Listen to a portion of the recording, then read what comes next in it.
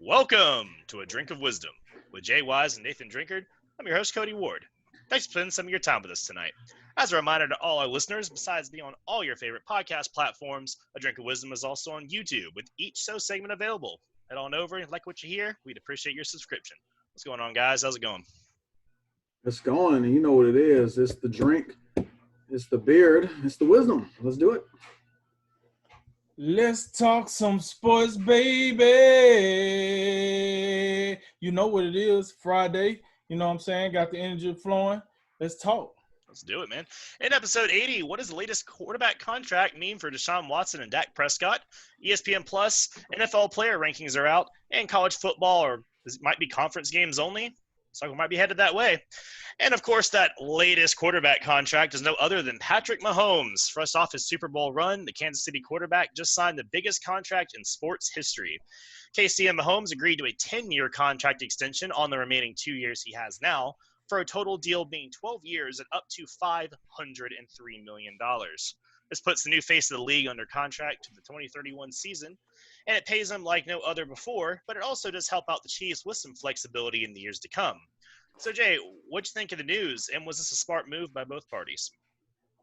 You know, a lot of times we look at the landscape of the sports world, and we see a lot of things that don't make sense many times. A couple recent moves that come to mind include the Green Bay Packers taking Jordan Love, and then you had the Houston Texans trading away DeAndre Hopkins for who Drink used to or was referring to earlier as somebody used to be good. That would happen to be David Johnson.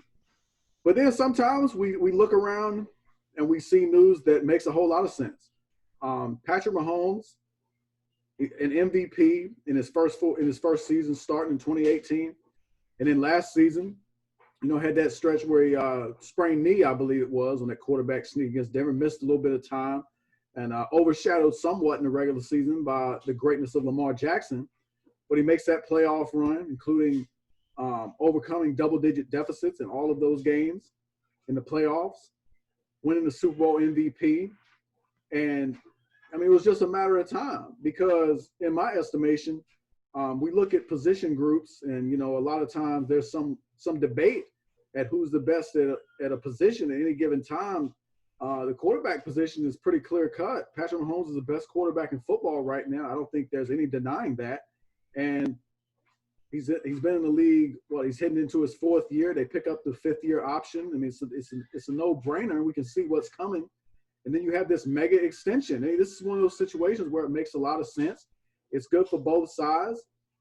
And looking at the landscape of quarterback contracts prior to this, Russell Wilson was your highest-paid quarterback at about $35 million a year. I love what Kansas City did. They upped the ante. Really, they really did with going at $45 million a year, $45 million a year, and there's incentives. They could get this up to over $500 million. The good thing about it is it's fairly team-friendly in the first half of this contract. It actually, if you take a look at the contracts of Jared Goff and Carson Wentz, Mahomes' contract it's more lucrative, but the first half of the contracts are kind of comparable. And I believe Mahomes' cap hit throughout those first 5 years is going to be in the 15%, 16% range of their total cap. And I mean, let's be honest. When I look at Mahomes, and I was talking about this with Drink earlier, I mean, Mahomes can cover up so many deficiencies that you have. Mahomes is really the first quarterback I've seen, and this would include the greatness of Aaron Rodgers. I don't care who is running the football or if they run the football at all. He's that great. And then we can see him from time to time. I believe there was a play against Tennessee where he just takes off and somehow makes a 30 to 40-yard touchdown run of his own. And you're thinking about, was that Lamar running? No, that was Mahomes. Wow. He can do that too. He can do it all. And we've seen enough. It's only been 2 seasons of play, but he's the real deal. He's the best quarterback in football. This is a no-brainer. I have no issues about this at all. Yeah, listen, I'm with Jay on this. It's a no-brainer. But the reason I feel like it's a no-brainer is because, I was talking to Jay about this earlier. When you look into the fine print, the smaller things, we're so enamored with the fact that, listen, $503 million. the first NFL player to sign a contract over $500 million.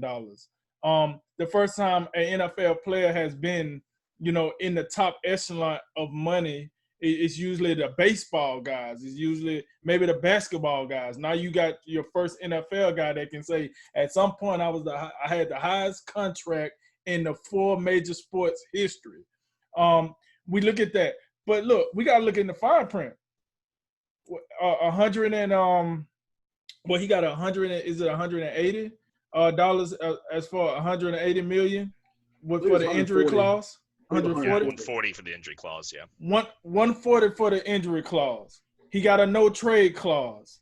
He had he got all these small things that's in there that we're overlooking because we like 503 mil. Holla at your boy. But then let's talk about Kansas City a little bit. Well, Kansas City got it very, very incentive later. Are these incentives that he can make? Yeah, but they're kind of outrageous. I don't know nobody that had 5 MVP seasons in a row, win 5 Super Bowls in a row. So when you kind of look at these incentives, you're like, are they reasonable for Mahomes? Yes. Do we really think he's going to meet them? No. So Kansas City looked out for themselves to throw those in there. Why? Because they knew we was going to be enamored with the 503. Oh, by the way, do you know over the next 2 years, the likes of Ryan Tannehill and Kirk Cousins going to make more guaranteed money than Patrick Mahomes? So, when you look at that grand scheme, you're like, wait, I didn't think of that. Now, if Mahomes make it to year, 7, 8, 9, 10, then we talking about something totally different. We talking ground shaking then. But I think the contract, the way it's set up, listen, this is how I look at it for Patrick Mahomes.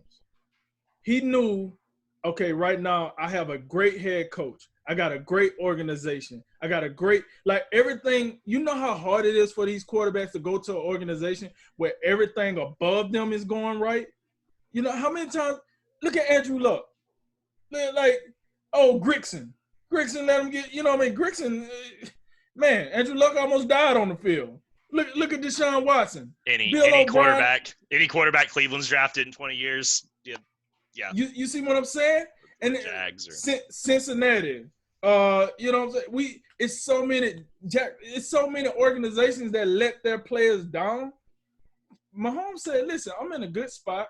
I trust my organization. My organization seemed to be treating me right. Why would I want to leave? You can't pay for good management. I mean, you could pay for good management, but you don't want to overlook good management. When you got a good spot, don't worry about if the grass is green on the other side. Your grass is green enough right here, and this is where I want to stay. Now, it's a little outrageous. We don't know what happened. Andy Reid might retire. Eric B might go off and, get a head coaching job. The GM might go somewhere. We don't know. We can't see into the future. But this is what Patrick Mahomes do know. These guys can talk to me. They say they're going to be here for the next 3 or 4 years, whatever the case might be. This is where I want to be. This is where I laid my bones. And, yeah, I give you the long-term security to know you got the best gunslinger in the game for the next 12 years, as long as you keep taking care of me. And, listen, Kansas City has took care of him. Tyreek Hill, Travis Kelce, D'Amico Hardman, Sammy Watkins, what's his name? Williams. And don't forget Kareem Hunt used to be back there. And now you got Edwards-Helaire. Offensive line ain't too shabby either. You see what I'm saying? They take care of him just as well as he take care of them. So it seems like this is the way. If an NFL quarterback could dream up a scenario, this is what they will want. This is picture perfect of what you want. I can trust you. You can trust me. Let's go get these rings. So that, hey man, like Jay said, it's a no-brainer. And I see this being very, very fruitful for both sides with the years to come. Yeah, the one thing I like about this, first of all, is bravo to the Chiefs for getting this done before they had to. We've talked about so many players in the last couple of weeks. Jalen Ramsey, Jamal Adams, Dak Prescott, Dalvin Cook, the list goes on, of players that are currently fighting through transition tags and franchise tags and fifth-year extensions and whatnot because the teams are buying time and procrastinating, where the Chiefs had plenty of time. There was literally no reason they had to do this deal today. And they said, you know what, we're going to do it, and we're going to lock him up, and we're going to get this done. So, first of all, hats off to him. We'll talk about the contract a little bit more. We'll break it down a little bit because there's a lot of moving parts with this. But what it kind of boils down to is this. Okay, this is it's really good for, I think, both for Mahomes and the team, because Mahomes gets the fantastic job security for years and years to come, and he's obviously the richest sports player in history by contract now, because he's drafted outside the top 10 guys. So, or I think maybe he was 10th. So he's been making pennies on the dollar compared to Rodgers and Wilson and all the other guys. But it's essentially a 5-year contract to start. How we think of the first 5 years is more of a typical 5-year contract until 2023. He gets the last 2 years of this deal he is on now. Most of the full guarantees of $63 million are part of the signing bonuses, the initial base salary, which is $3.3 million, and his roster bonuses, which for 21 and 22 are combined $48 million. After that, this deal is more structured like a series of one-year deals that you make ahead of time. So how that kind of looks is basically after 2023 is that he has these huge $35 to $50 million roster bonuses, but they're fully guaranteed 2 full years ahead of time. So, for example, if they wanted to cut him in, say, 2025, they wanted to move on, which is about where, let's just say for whatever reason they wanted to do so, that his 2026 money guarantees in 2024 on the third day of the league year. But at some point, they can start to think, okay, how are we going to move on from this contract without having an albatross of hundreds of millions of dollars of dead cap on our books? So it's pretty smartly done by both sides, because Mahomes gets to know at least a year or two ahead of time, hey, my time's coming up if they're going to move on. And the Chiefs have a way out after the next couple of years, although it looks like they're not going to want it. But either way, the one thing you break it down and you look at it is the two things you talked about. Jay, you said it well. He has a $5 million cap hit this year and $24 million next year. $24 million this year is about Rivers, Wentz territory, I think. Maybe not Wentz, but it's like that Phillip Rivers, Matt Stafford sort of contract level. So, first year it's like he's still dirt cheap. Next year he's still pretty cheap compared by elite quarterbacks. And then 2022 is when they're going to start to feel the burn from this. But that gives them 2 years to make smart cap decisions. Hey, maybe we can't bring back Sammy Watkins. Maybe we got to go draft a little bit more. Hey, maybe we need to stop trading our draft picks because now we're really going to need them. But it gives the Chiefs 2 years to get ready for this kind of storm of salary cap that's coming. But when you look at it based off the way the salary cap increases, he's not really ever going to be in a spot where he's massively overpaid. I think the 2027 he's going to make $50 million against the cap, but who knows? By 2027, if Dak's worth 40, then God knows what we're going to be paying some dudes. So, you know what I mean? So at no point does this look like, oh God, the Chiefs are going to be screwed in years to come. So he's got Tyreek Hill through 2022, Travis Kelce through 2021. He's got some draft picks they just got. This looks really good for both sides. It really does. One more thing One more thing I wanted to add. Listen, I'm gonna tell you like this. This speaks to the character of Patrick Mahomes. He could have held Kansas City over the barrel and be like, "No, I want a fully guaranteed contract." And I'm telling you right now, if he would have raised a big stank and said, "Hey, I want a full contract," those fans for Kansas City would have been like, "Hey, you pay him what he wants. He want a fully guaranteed. If Kirk Cousins out here getting a fully guaranteed contract, you pay him what he asking for, because he already showed you he blowing Kirk Cousins out the water." But him being the smart guy that he is, he said, "I can't ask for the world if I want a team around me." So he made sure he made it to where, okay, you're telling me you want me to play at a certain level to get these bonuses. I believe in myself, so I'm going to play to these certain levels to get these bonuses. I'm not going to rake you over the coal. Could have, but he didn't. So I think that was something important to mention. Yeah, and one of the things he mentioned was two things he was looking for: long-term security, and he didn't want to completely gut the Chiefs to where they couldn't surround him with great talent. And when you actually take a look at the contract in detail, as Cody so eloquently laid out for us, that's what he did up front. And there's a great point about those 2 years where those cap hits are going to be embarrassingly low compared to some of the other contracts we're looking at.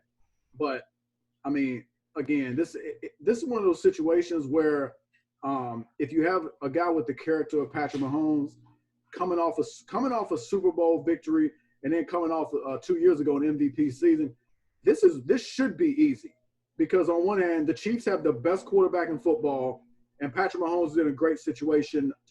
Chiefs probably throw him in their top 5 organization. This is one of those examples where it should be really easy.